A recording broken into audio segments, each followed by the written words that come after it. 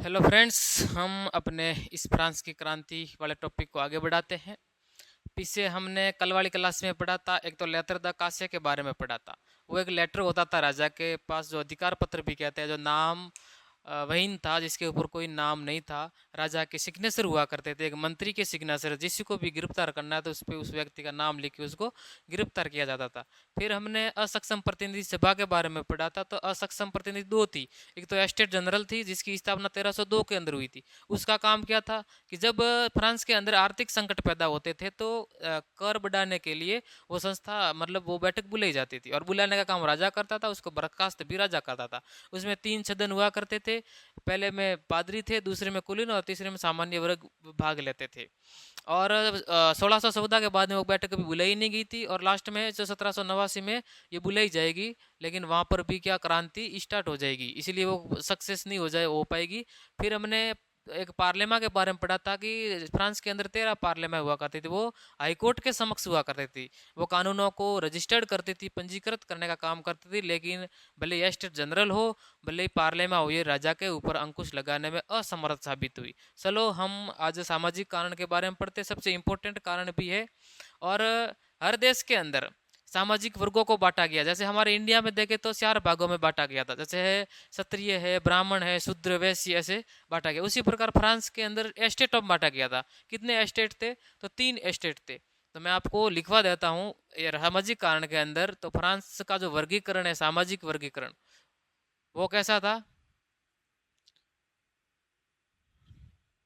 सामाजिक वर्गीकरण, सामाजिक वर्गीकरण वहाँ एस्टेटों में किया गया था। जैसे 3 एस्टेट थे। जैसे प्रथम एस्टेट्स, इसके अंदर कौन आते थे? तो इसके अंदर आते थे पादरी, यहाँ पुजारी वर्ग। चलो मैं आगे ही लिख देता हूँ। कौन आते थे? तो इसके अंदर आते थे पादरी। ठीक है। जो द्वितीय एस्टेट है, द्वितीय एस्टेटस, उसमें कौन आते थे? तो कुलीन परिवार आता था। ठीक है। और जो तीसरा एस्टेट है, जिसे बोले तृतीय एस्टेट, इसके अंदर आते थे सामान्य नागरिक। यहाँ सामान्य जनता कह सकते हो, यहाँ सामान्य नागरिक कहते हैं। बस ये बांटा गया था। फ्रांस का वर्गीकरण है। तो देखो, ये दो विशेषाधिकार है। इनके पास कैसा अधिकार है? विशेषाधिकार, विशेषाधिकार। ये दोनों वर्ग ऐसे जो विशेषाधिकार प्राप्त है। लेकिन जो तीसरा ये वर्ग है, ये विशेषाधिकार वहीन है, विशेषाधिकार विहीन। इनके पास कोई विशेषाधिकार नहीं है। क्योंकि जो दो एस्टेट है, ये अपनी मनमर्जी कर सकते हैं। और मनमर्जी किस पे करते थे? कि निश्चय वाला के ऊपर। और तृतीय एस्टेट जो सामान्य नागरिक है, उनको वापस मैं 3 भागों में बांट सकता हूँ। तो पहले भाग में कौन आते थे? जो अ, थोड़ा संपन्न संपन्न परिवार में आते थे। जैसे बड़े होते थे ना वो व्यवसायी लोग, वे बस बड़े व्यवसायी हो, चाहे व्यापारी हो, वकील हो, जैसे अध्यापक हो। ये जो उस टाइम में संपन्न परिवार में आते थे, ये जो तृतीय एस्टेट के अंदर, सामान्य नागरिकों के अंदर, वो जो उस वर्ग में डाल दिया मैंने। और दूसरा होते थे, जो होते थे किसान, और किसान के साथ होते थे कारीगर। क्योंकि उनके पास अपनी जमीन होती थी तो फिर भी ठीक थे। और जो तीसरे वर्ग और इसके अंदर आते थे, जो आते थे भूमिहीन किसान। भूमिहीन किसान को, जिसके पास कोई भूमि नहीं, चाहे मजदूर को और भले ही नौकर को, ये इनकी हालत थी, देख लो। और वैसे भी जो ये दो विशेषाधिकार वाले जो दो वर्ग है, टैक्स लगाएंगे, तो इनके तो इतनी समस्या थी नहीं। देना तो उनको भी पड़ता था, लेकिन उनके पास तो पैसे है ऑलरेडी, तो इतनी समस्या नहीं। लेकिन ये लाए के कहाँ से?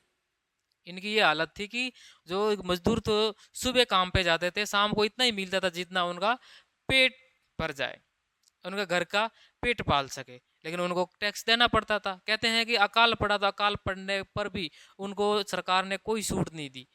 तो नाराज था ही ये वर्ग। और कहते हैं कि, और ये वर्ग जो मध्य वर्ग में आता था, और क्रांति में सबसे महत्वपूर्ण भूमिका इस वर्ग ने ही निभाई है। आई बात समझ में? और विश्व की कोई भी क्रांति ले लो, भले आप भारत की 1857 की क्रांति ले लो, भले आप अमेरिका का स्वतंत्रता संग्राम ले लो, सब में आप देखोगे एक मेन पॉइंट के जो मध्यम वर्ग के लोग होते थे ना, वो क्रांति में बहुत बड़ी भूमिका निभाते हैं। चलो आगे पढ़ते हैं। जो पादरी थे, ये पादरी लोग इन जो सामान्य वर्ग से कौन सा कर लेते थे, जो मैंने पहले ही आपको पढ़ा दिया था कि कर लेते थे टाइथ। टाइथ भी बोल सकते हो उसे, टाइथ भी बोल सकते हो, और टीथे, ये तीन नाम आते हैं तीनों ही। और ये उपज का 10% भाग लेते थे पादरी लोग। किससे लेते थे? ये तृतीय एस्टेट से लेते थे, जो सामान्य नागरिक हुआ करते थे ना, उनसे लिया करते थे। अच्छा, और उनके जो जो द्वितीय एस्टेट है, जो कुलीन परिवार है, जो कुलीन वर्ग से आते थे, इसका मतलब ये मत समझना केवल राजा ही लेता था। राजा नहीं, उनके राजा के अंदर में जितने भी अधीनस्थ अधिकारी आते थे, सामंत लोग आते थे, सब के सब लेते थे। तो वो कौन सा लेते थे? वो लेते थे टाइल। टाइल कर, जो एक प्रत्यक्ष रूप से ये कुलीन परिवार इनसे लेता था। तो चलो मैं इसको रब कर देता हूँ, फिर एक एक को मैं पढ़ाता हूँ आपको। प्रथम एस्टेट के बारे में डिटेल से पढ़ाऊंगा, द्वितीय एस्टेट के बारे में, और तृतीय एस्टेट में कि इसके अंदर कौन कौन आते थे, उनकी कैसे कैसे वो काम करते थे। चलो इनको मैं रब कर देता हूँ, एक मिनट। सामाजिक वर्गीकरण को मिटा देता हूँ मैं। वैसे आप समझ गए होंगे कि तीनों एस्टेट के बारे में, इसके अंदर कौन कौन आते हैं, कौन कर लेते हैं, कौन कर नहीं देते। और एक बात याद रखना कि प्रथम एस्टेट वाले जो पादरी वर्ग है, दूसरे एस्टेट वाले जो कुलीन परिवार है, वो कोई कर नहीं देते थे। और सबसे ज़्यादा भूमि 20-20% भूमि का भाग लेके बैठे थे। पूरे फ्रांस की भूमि का 20% कुलीन वर्ग के पास था, 20% ही पादरी लोगों के पास था। लेकिन जो पीछे 99% जो जनता थी, उनके पास 60% थे। विडम्बना देखिए। चलो आगे पढ़ते हैं। हम पहला एस्टेट लेते हैं, प्रथम एस्टेट। इसके अंदर कौन आते थे? तो आपको पता ही है अभी तो कि इसके अंदर पादरी आते थे, और पादरी इसको पुजारी वर्ग भी बोल सकते हैं, पुजारी वर्ग भी कहते हैं। पादरी वही जो सरस के अंदर पूजा करते थे। लेकिन इस पुजारी वर्ग को भी फ्रांस के अंदर दो भागों में बांटा गया था। दो भाग कैसे पादरी वर्गों को? देखो मैं समझाता हूँ। एक तो विशेष होता थे, विशेष पादरी, और दूसरा कौन था? तो वो होता है सामान्य पादरी। देखो इसकी कैटेगरी भी बटी हुई है, इन दोनों के काम भी अलग अलग है। तो ये कैसे थे? उच्च वर्ग के माने जाते थे। पादरियों के भी दो टुकड़े कर दिए उन्होंने। कौन कौन से बताए थे उन्होंने? एक तो थे उच्च पद वाले थे, और एक होते थे निम्न पद वाले। इनके पास उच्च पद था, ये निम्न पद वाला। इन दोनों दोनों कैटेगरी ये थोड़े ऊपर है अपने ओहदे के हिसाब से, ये बहुत थोड़े कम है। ये कहाँ रहते थे? कि ये राजमहलों के अंदर रहते थे। देखो, है तो पुजारी, लेकिन रहते कहाँ है? राजमहलों के अंदर। लेकिन ये बेचारे गिरजाघरों में ही पड़े रहते थे, गिरजाघरों में ही रहते थे। ये राजमहलों के अंदर रहते थे, ये गिरजाघरों में रहते थे। और ये है जो कुलिन परिवार से आते थे, ये कुलिन परिवार से आते थे। तो ये जो सामान्य पादरी थे, ये कहाँ से आते थे? ये सामान्य जो नागरिक थे ना, तीसरे एस्टेट से, वहां से आए थे। और ये कहाँ रहते थे? या तो वो शहरों के गिरजाघरों में रहते थे, या फिर वो गांवों के अंदर रहते थे। इनके पास इतना बड़ा कोई पद था नहीं। और ये राजमहल में रहने वाले, उनके पास भूमि भी अधिक थी, और संपन्न भी यही थे। तो मनमर्जी भी ये करते, इनके पास इतने अधिकार। वैसे कर तो ये भी लिया करते थे, लेकिन इनसे ये थोड़े कम ही थे। चलो हम आगे पढ़ते हैं। ये इनके विशेषाधिकार के बारे में पढ़ते हैं कि इनके पास विशेषाधिकार कौन कौन से थे। विशेषाधिकार, क्योंकि ये पादरी है, संपन्न भी है, भूमि का 20% भाग पूरे फ्रांस का, ये मैं लिख देता हूं। फ्रांस की भूमि का 20% भाग किसके पास था? सरस के पास था। किसके पास था? सरस के पास था। अभी देखो विशेषाधिकार के अंदर एक तो ये अह, कर नहीं देते थे, ठीक है। इसके अलावा कर वसूलते थे।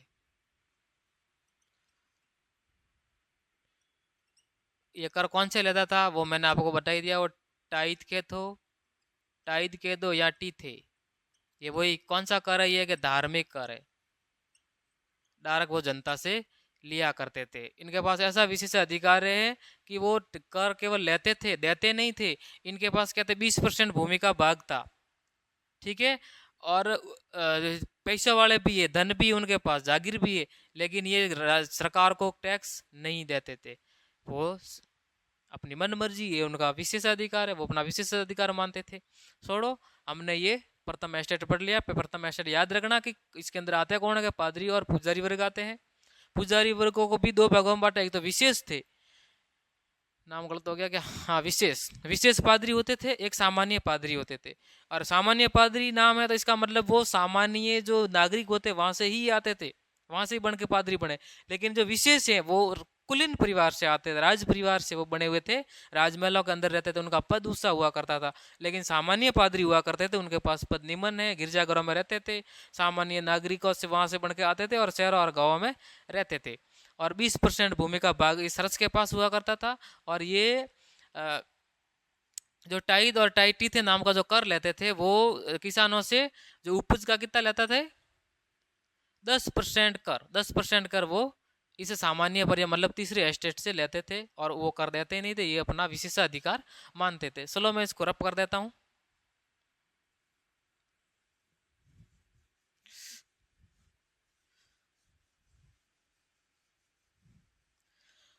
और मैं एक इतिहासकार के बारे में बताऊं, JF हर्डर। ये सवाल सेकंड ग्रेड में पूछा गया है शायद, कि JF जो हर्डर उन्होंने कहा था कि जो फ्रांस की क्रांति है, फ्रांस की क्रांति, धर्म सुधार आंदोलन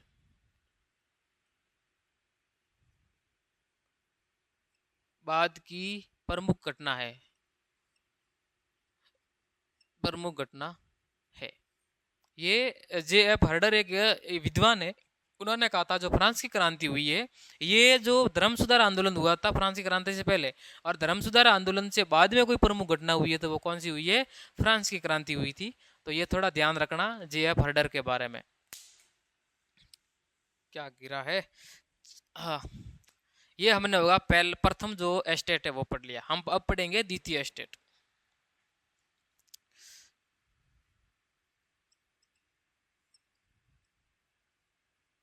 द्वितीय एस्टेट, इसके अंदर कौन आते थे, तो कुलीन लोग आते, कुलीन और इसके साथ में सामंत, ये दो वर्ग आते थे। ये भी विशेष अधिकार वाले हैं, इनके पास भी विशेष अधिकार है। और ये भी कहते हैं कि जो कुल भूभाग है, फ्रांस का जो कुल भूभाग है, कुल भूभाग का 20% ये लेके बैठे थे। उनके पास भी 20% भाग है भूमि का, और इनके पास भी क्या है, विशेषाधिकार, विशेषाधिकार। उनके पास विशेषाधिकार वही है, कर देते नहीं थे, कर वसूलते थे, यही है, कर वसूलते थे मन मर्जी से, ठीक है। और एक चीज और है कि जो किसान लोग है, जो सामान्य परिवार से आते थे, जो सामान्य लोग है, सामान्य लोग कहाँ बैठे थे, वो बोले तीसरे एस्टेट में, तो उनसे वो लेते थे बेगार।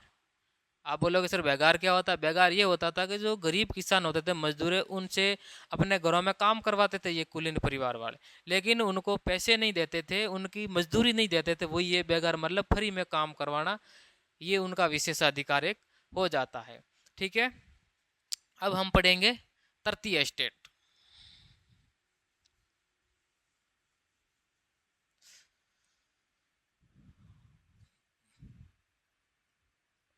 तृतीय स्टेट, तृतीय स्टेट, इसके अंदर कौन आते थे, किसान है, उस जो बड़े बड़े जो व्यापारी लोग हैं, व्यवसायी लोग हैं, वकील है, मजदूर भी आते थे, भूमिहीन किसान भी आते थे, जो उनके बारे में हम पढ़ेंगे। पहले हम पढ़ेंगे मध्य वर्ग, इसके अंदर भी मैं भाग बनाता हूँ। जो मध्य वर्ग में कौन कौन आते हैं, जो थोड़े पैसे वाले थे, संपन्न, मध्यम वर्ग। और पहला जो मैंने जो क्रांति शुरू की थी वहां भी मैंने पढ़ाया था कि क्रांति में सबसे ज्यादा किसी ने भूमिका निभाई थी, तो बड़ा योगदान नेतृत्व करने वाले यही थे, मध्यम वर्ग। तो मध्यम वर्ग है तो इसका मतलब ये शिक्षित होंगे, ठीक है। शिक्षित के अलावा ये योग्य वर्ग है।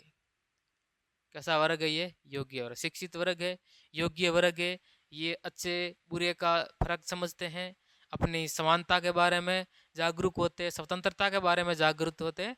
तो मध्यम वर्ग है तो ये नेतृत्व करेंगे ही। और इनको एक नाम से जाना जाता था फ्रांस के अंदर, बुर्जुआ वर्ग। ये नाम याद रखना कि बुर्जुआ वर्ग क्या होता है। तो आप लोगों का मध्यम वर्ग है, शिक्षित वर्ग है, तो उनको हम क्या कहेंगे? बुर्जुआ वर्ग भी कहते थे। इसके बाद में हमने ले लेते हैं किसान और जो मजदूर हैं उनके बारे में, और एक व्यापारियों के बारे में भी पढ़ेंगे। तो व्यापारी वो भी तो इस मध्यम वर्ग में नहीं, तृतीय स्टेट में आते थे व्यापारी। तो फ्रांस के अंदर उनके व्यापार के ऊपर एक तो प्रतिबंध लगा दिया, व्यापार पर प्रतिबंध, कि आप व्यापार नहीं कर सकते। यदि कोई कहे कि हम व्यापार करेंगे, आप जो बोलो हम देने को तैयार, तो वो बोलते थे कि हम व्यापार के रूप एक कर टैक्स दो, व्यापार पर टैक्स, टैक्स या कर देना पड़ेगा। और आपका जो सामान प्रवेश करता है इस फ्रांस के अंदर बाहर से, तो आपको प्रवेश प्रवेश कर भी देना पड़ेगा। तो व्यापारी लोगों के ऊपर वैसे तो प्रतिबंध था कि आप व्यापार कर नहीं सकते सरकार की आज्ञा के बिना। यदि करते हो तो आपको टैक्स देना पड़ेगा, और सामान यदि आप तो बाहर भेजते हो तो भी टैक्स देना पड़ेगा। ये बाहर से कोई सामान फ्रांस के अंदर आता है तो भी क्या करना पड़ेगा? टैक्स आपको देना पड़ेगा। फिर क्या था कि वहाँ के जो व्यापार करते थे, जो नाप तोल की प्रणाली होती है, नाप तोल की प्रणाली वो कैसी थी? विविध थी, कोई एग्जैक्ट माप था ही नहीं, जिससे व्यापारी लोग क्या हो गए थे? परेशान हो गए थे। क्योंकि मन मर्जी करने वाले थे, पादरी लोग अलग से मन मर्जी करते थे, कुलीन परिवार राजा लोग अलग से करते थे, इसीलिए उसमें सुधार नहीं कर पाए। चलो हम आ, इसके अलावा हम लेते हैं एक किसानों के बारे में भी थोड़ा बहुत पढ़ लेते हैं, फिर ये हम सामाजिक कारण क्लियर करते हैं। तो तीसरे स्टेट के अंदर हम लेते हैं किसान। और सबसे ज़्यादा दुख झेला है किसी ने तो वो किसान है। किसान हर देश के अंदर सबसे ज़्यादा यदि कठिनाई का सामना करता है तो वो किसान ही करता है। और कहते हैं कि किसान जितना फसल उगाता था, जितना उपज होता था उनका उनका जो 80% भाग है वो हमेशा करों में ही चला जाता था। कर सुखाते सुखाते जितना उन्होंने पैदावार की वो 80% वो कर देते देते ही उसमें ही सूखता हो जाता था। फिर कर भी अधिक थे, कोई कम नहीं थे। अभी 80% वो दे रहा है, तो इसका मतलब कर क्या थे? फ्रांस के अंदर कर बहुत अधिक थे, कर अधिक थे, इसीलिए 80% चला जाता था। और कहते हैं कि फ्रांस की जो भूमि है वो अनुपजाऊ नहीं हुआ करती थी। ये आप याद रखना कि फ्रांस की जो भूमि है वो कैसी है? उपजाऊ। तो आप बोलोगे फिर भी वो इतने किसान गरीब क्यों थे? गरीब इसीलिए थी, भूमि उपजाऊ है, लेकिन कर क्या थे? अधिक थे। कर अधिक होने के कारण वो बेचारे वहाँ के वहाँ अमीर अमीर होते जा रहे हैं, गरीब गरीब ही होते जा रहे हैं। करे तो करे क्या? और फिर थोड़ी बहुत यदि 25% वो कर चुकाने के बाद भी थोड़ा बहुत कुछ बचता है 20%, तो वो भी क्या करते थे वहाँ जो फ्रांस की जो कुलीन वर्ग वगैरह है, वो फ्रांस के अंदर क्या करते हैं? महंगाई बढ़ा देते हैं। महंगाई क्या करते हैं? बढ़ा देते थे। महंगाई बढ़ा देते थे तो किसान तो और भी गरीब होते चले जाते थे। और मजदूरों की तो हालत बहुत खराब ही थी, क्योंकि मजदूर जो लोग थे वो काम करने जाते थे, ठीक है, काम तो करते थे ज़्यादा, लेकिन उनको काम जितना किया उतना पैसे मिलता नहीं था, काम से कम पैसा मिलता था। इधर से महंगाई उनको मार देती थी, तो उनकी हालत बिल्कुल खराब हो गई थी। चलो मजदूर के बारे में दो चार लाइन लिख दूं। वहाँ क्या लिखा है? बी, सी और डी। हाँ, इधर लिख देता मजदूर। मजदूर कहाँ रहते थे? शहरों के अंदर रहते थे और कुछ ग्रामीणों के अंदर रहते थे। शहरों में क्या करते? जो उद्योग धंधे हैं, जो बड़े बड़े व्यापारी लोग हैं, बड़े बड़े व्यवसायी लोग हैं, वो तृतीय स्टेट के अंदर ही आते थे, उसके यहाँ नौकर करते थे, तो वो शहरों के अंदर रहने। और ग्रामीण में रहते वो मजदूर कौन से, तो वो खेतों में काम करने, जो खेतिहर मजदूर होते जो कि और खेतों में ही काम करते थे। और शहरों के अंदर रहने वाले वो क्या करते थे, वो बड़े बड़े उद्योगों में काम लेते। और मजदूर एक ऐसा वर्ग था जो एक जागरूक वर्ग था। आप बोलोगे जागरूक वर्ग क्यों, क्योंकि वो बड़े शहरों में काम कर रहे, बड़ी बड़ी कंपनियों में कर रहे, और कंपनी में लोग कैसे थे, वो मध्य वर्ग थे। मध्य वर्ग में जो आते थे, वो जो बड़े बड़े फैक्ट्रियों के मालिक होते थे, व्यवसायी लोग, व्यापारी लोग, तो उनसे संपर्क में रहते थे वो। और संपर्क में रहने के कारण वो जो मजदूर वर्ग था, वो क्या हुआ, जागरूक हो गया, बहुत जागरूक हो गया। ठीक है। और सामाजिक कारण अब क्लियर हुआ। हमने 3 एस्टेट पढ़े, प्रथम एस्टेट पादरी, और दूसरा एस्टेट पढ़ा हमने जो कुलीन वर्ग आते थे, और तीसरे एस्टेट में हमने बहुत सारे पढ़े, जैसे धन के आधार पर जो संपन्न है, जिसमें बड़े व्यवसायी लोग हैं, व्यापारी है, वकील है, टीचर्स है वो। और दूसरे में हमने पढ़ा उनसे थोड़े कम पैसा वाला, जैसे किसान है जिनके पास खुद की भूमि है, कारीगर है, कारीगर होता है वो कारीगर करेगा, उनके हाथों से कमाई करनी है। फिर जो तीसरा इसमें पढ़ा था हमने, वो था जो जिसके पास भूमि नहीं है, वो भूमिहीन किसान है, मजदूर है। वो उनकी हालत सबसे बदतर थी, क्योंकि वो भूमिहीन किसान थे। यहाँ तो वो दूसरों के खेतों में काम करेगा, और दूसरों के खेतों में काम करके जितना पैदा करके ले आता है, वो उनसे भी टैक्स देने पड़ते हैं। महंगाई के कारण वो भी और गरीब होता चला गया। और मजदूर है तो ज़्यादा काम करना पड़ता था, लेकिन इतना पैसा मिलता नहीं था, और ऊपर से ये महंगाई, तो जिससे उनकी ज़िंदगी क्या हो गई, और गरीबी में चली गई। तो कहते हैं कि अमीर अमीर होते चले गए, गरीब गरीब होते चले गए। तो थैंक यू, बाकी पढ़ेंगे कल।